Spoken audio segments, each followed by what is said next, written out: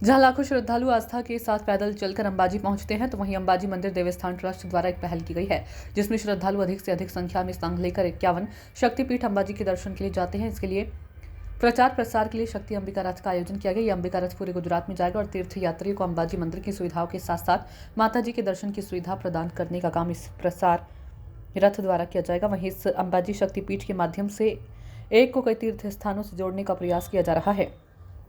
श्री अंबाजी माता देवस्थान ट्रस्ट अंबाजी प्रशासक एवं अतिरिक्त कलेक्टर कौशिक एस मोदी के द्वारा आज शक्तिपीठ अंबाजी से अंबिका रथ को हरी झंडी दिखाकर रवाना किया गया।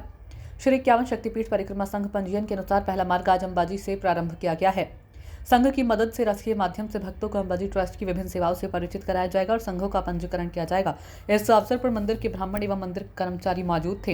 इस रथ में शक्तिपीठ के 51 ब्राह्मण भी रहेंगे। रथ रवाना होने से पहले माता जी की आरती की गई और प्रसाद का वितरण किया गया। अंबाजी गुजरात से राकेश शर्मा के साथ सागर झाला की रिपोर्ट। श्री अंबाजी मंदिर ट्रस्ट द्वारा आज 51 शक्तिपीठ परिक्रमा संघ नोंधणी माटे जे रथ આપણે ગત વર્ષે બનાવ્યો હતો।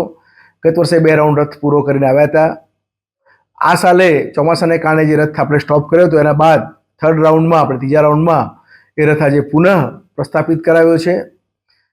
આપણે સૌ જાણીએ છીએ કે ભાદરવી પૂનમ મેળો, પોષી પૂનમ અને 51 શક્તિપીઠ પરિક્રમા મહોત્સવ જે આગામી ફેબ્રુઆરી માસ ગુજરાતી મહિનામાં મહા મહિનામાં આવે છે તે આવશે અને એનો પ્રચાર પ્રસાર થાય, એમાં લોકો આવતા થાય, એમાં પણ સંઘોની નોંધણી શરૂ થાય, એ હેતુથી આપણે આ મા જગદંબાનો મા અંબાનો રથ આપણે ગામે ગામ ફરતો કર્યો છે। લોકોનો ખૂબ જ સારો પ્રતિભાવ એમાં પ્રાપ્ત આપણને થયો છે।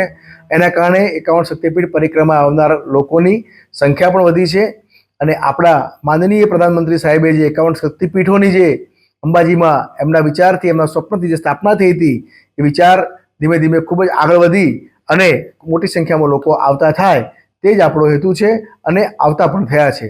જય અંબે।